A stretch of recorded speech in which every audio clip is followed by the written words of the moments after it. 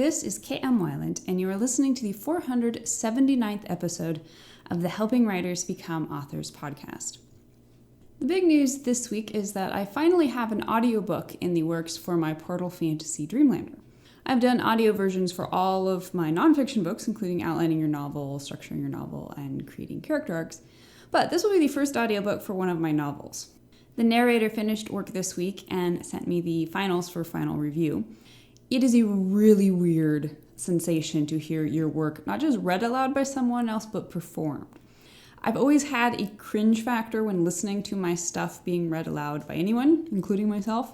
So the next 19 hours or so of review are going to be interesting. At the same time, though, I'm really looking forward to it. Hearing Dreamlander from a different perspective is perfect timing right now, as I'm progressing with the outline for the third book in the trilogy. I'll also be returning to book 2 soon for further edits. So this review of the first book should hopefully help me catch any lurking continuity issues. Anyway, for those of you who have been asking for it, Dreamlander should be available as an audiobook before the end of the year. And now I hope you enjoyed this week's podcast, Are You Struggling to Be Creative? This might be why. I talk to my wonderful mother on the phone every night. We talk about everything from health to books to psychology to faith to whatever might be making us grumpy at the moment. This week, while discussing health and diet, she shared something she'd read that said she was now at the beginning of the third act of her life. According to the same math, every 30 years equals an act, I'm at the beginning of my second act. Naturally, as a storyteller and story theorist, this language appeals to me.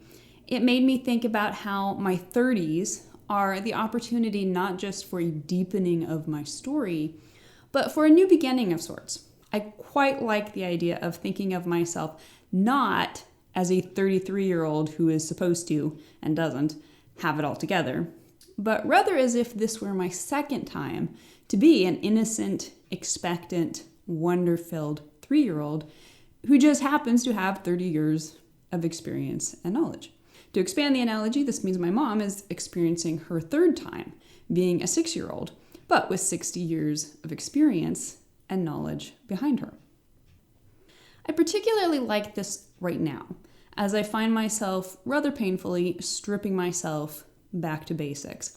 As I examine the mental, emotional, spiritual, and physical load I've been adding to for the last 30 years, some of it good, some of it not so good, I find myself longing to return to my 3-year-old self's easy trust in the sheer magic of life. As a professional creative, I not only want this, I need it. One of my all-time favorite quotes is Neil Gaiman's disarming response to someone who asked, "I want to be an author when I grow up. Am I insane?" He replied, "Yes, growing up is highly overrated. Just be an author."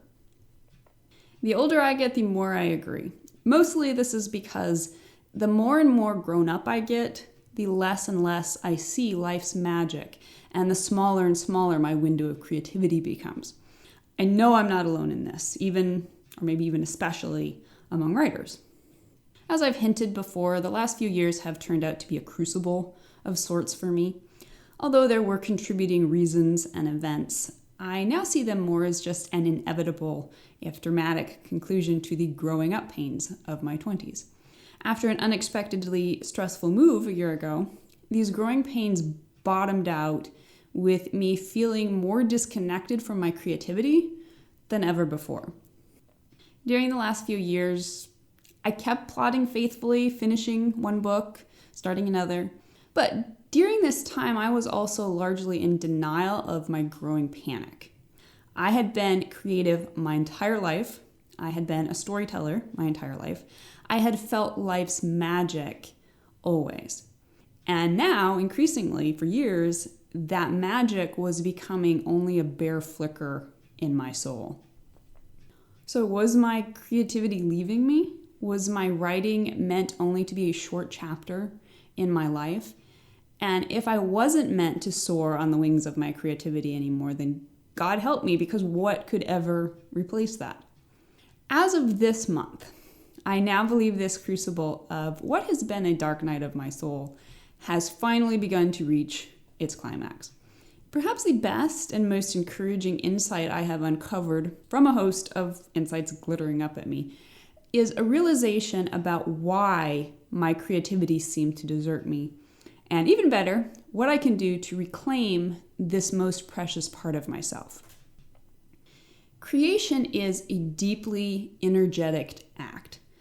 As we've covered in discussions of whole life art, being an artist or an author isn't so different from being an athlete.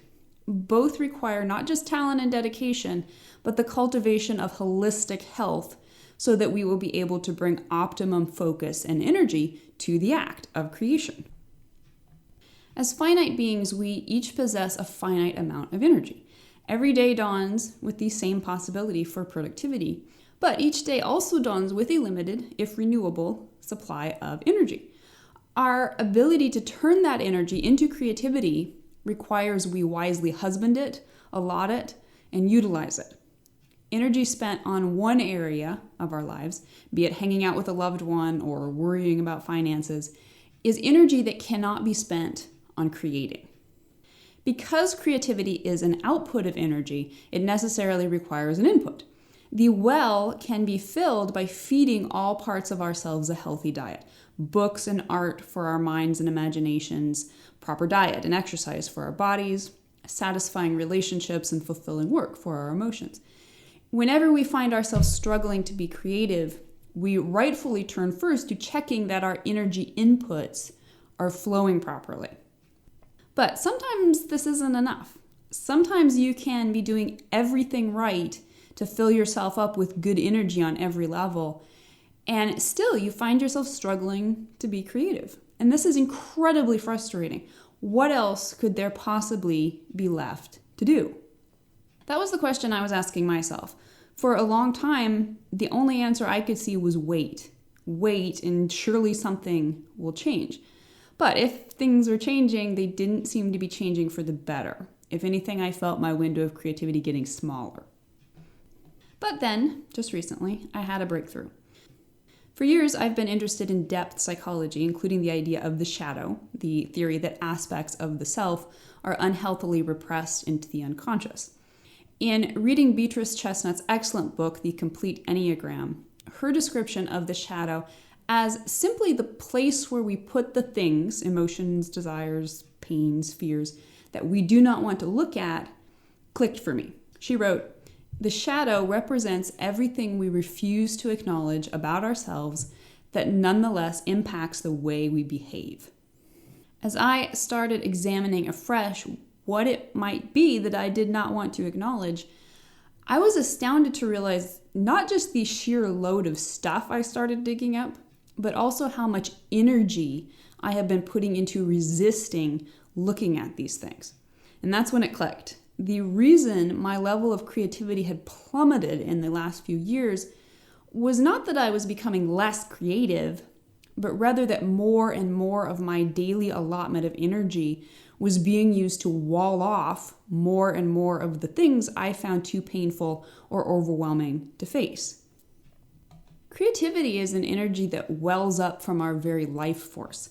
It is an energy of flow. It is an energy of opening ourselves to our own vulnerability and emotions, even our own pain sometimes.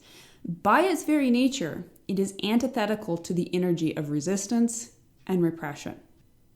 That said, creativity is limited along a spectrum. The limitation might be as small as a block over an important confrontation between characters. Or it might be all-encompassing enough to induce the panic that maybe your writing days are ending. Regardless, I now believe your first reaction should be to slow down, take a deep breath, and ask yourself, okay, what am I resisting? The answer might be a simple, I'm afraid I'm not good enough to write this scene. Or I'm afraid of the painful memories this scene is going to stir up for me. Or I'm afraid of opening my emotions to the extent required to honestly portray this scene. But the answer might also be much bigger. For each of us, time inevitably encroaches upon the wide open, unwounded innocence of the 3-year-old. Some of us, as Gaiman suggests, are lucky enough to maintain creative outlets into our grown-up years. But even for us, the more we grow up, the more energy we end up devoting to all the stuff we're silently and often obliviously refusing to acknowledge. Sometimes the things we're resisting are not hidden within us. Sometimes we're dealing with real life stresses, the same kind of outer world obstacles we're always throwing at our characters. Real life jobs, relationships, and health challenges can steal our energy just as surely as can our own inner conflicts. But for my money, it's the inner conflict that is most insidious, not least because it usually rides the tail of any and all outer conflicts. Just as we demand of our characters, if we're going to overcome the lies holding us back, we must be willing to face those lies. In my experience so far, it's the facing itself that is the hardest part. Just zoning in enough to notice our white-knuckled grip on an unacknowledged pain or unfulfilled desire is often enough to release us from some of our unspoken fears. And with this release comes a slight opening in the wall we've created inside ourselves. A little of our lost energy returns to us. A little light shines through. A little fresh air starts its flow. And with that flow comes the first whiff of a familiar breath: creativity. As I begin walking myself back into what I hope will be a complete restoration of my creative energy, I find myself realizing that perhaps I haven't spent these last few years in as much of a creative desert as I thought. No, my creativity wasn't flowing to the same degree or flowing into the same vessels, but I never stopped moving. I kept husbanding whatever creative energy I had and using it as responsibly as I could under the circumstances. In recognizing this, I also see that the return of my creativity may not mean an immediate deep dive into writing for hours on end every day. First, it may require that I use my creativity more creatively. If you too find yourself on the return journey after struggling to be creative, it's important to realize you even now probably are employing your creativity in many vital ways. Creativity in life isn't just about creating art. It shows up in other parts of life, all of which are equally important to actually getting yourself back into writing shape. For example, you will need your creative energy for the following 4 steps. Number 1, healing. I recognize I am currently in a chapter of healing. Even though part of myself is impatient to really and truly get back to the writing and the creative life as I used to know it, I can sense my energy isn't there yet. Right now, my returning trickle of creativity is best used to encourage the spiritual, emotional, mental, and even physical healing I need in order to return to the page in top form. After years of walking a path of mental resistance, I need time to sit with myself and remember how to be friends with the deepest parts of my imagination. Step 2, growth and education. Throughout the difficult years, I have never stopped reading or actively learning. Even when I could barely get myself to sit at the computer, I could at least still read a novel or a book on Jungian archetypes or a writing guide. Sometimes the reading came hard too, but I maintained enough discipline to keep at it. And as long as new information kept coming in, I always found the trickle of creative energy necessary to be interested in it, to think about it, to absorb it, and eventually make use of it. Step number 3, faithfulness in projects. Early last year, someone asked me how to keep writing when it was tough. It was a pertinent question for me at the time. I only remember part of my answer, but it has stuck with me as a sort of personal challenge throughout the hard times. What I told him was that there were many days when I didn't want to show up and write. There were many days when I wanted to just give up and take a break until life was clearer and my creativity returned in force. But when I looked into the future, the one thing I was sure of was that I would be much happier to have a completed novel under my belt rather than nothing. And I am. During the period of my creative doubt, I wrote a massive novel and half of a massive outline for its sequel. I didn't feel creative during that period. Clearly, though, my sheer faithfulness in chipping away at my projects a little every day proved I was much more creative than I knew. And step number 4, excitement and passion. The best kind of creativity is the kind that whirls you into that ecstasy of excitement. When you're so passionate about what you're writing that you can't think about anything else, it's the best high in the world. Life is filled with meaning and purpose, love and joy, satisfaction and anticipation. Even the comparatively hard days when you're sure what you've written is terrible, there's still that urgent sense of life itself buzzing through your body. It's awesome in every sense of the word. It is the reason we create. I dare say it's even the reason we live. I look forward with a true and homesick longing for that creativity, which I have not felt in so long now. In gaining a better understanding of why it seemed to have drifted so far away from me, I now have total faith it will return to me and I to it. But in the meantime, I also see that my creativity is still there, manifesting in all the ways necessary to recreate a foundation solid and healthy enough to sustain future surges of excitement and energy. Writers always joke that the writing life is hard. Sometimes it's hard in ways that we, in the innocence of our first act, didn't always expect it would be. But life goes on. Energy is renewable. Our stories have more than just one act, and with patience and discipline, we all get second chances. If you find yourself in a period of creative doubt or difficulty, know at least that you aren't alone. If you happen to be walking in this tunnel with me, it may be that I am now a few steps ahead of you on the path, and from here, I can tell you the view shows me there is a light at the end. So keep writing, friends. And tell me your opinion. Have you ever found yourself struggling to be creative? What helped you? If you'd like to be part of the Word Player community over on my site and join in the conversation on this subject, be sure to stop by the website at helpingwritersbecomeauthors.com. You can always find a transcript of the most recent podcast and add your voice to the discussion by visiting the first post on the site's homepage. And don't forget that if you're looking for an older post, you can always find those by putting the podcast title in the search field at the top of the right-hand column. If you enjoyed this podcast, you can subscribe on Apple Podcasts.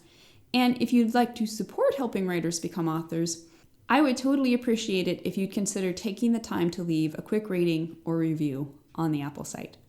Thanks so much for listening to the Helping Writers Become Authors podcast, and be sure to check back again next week.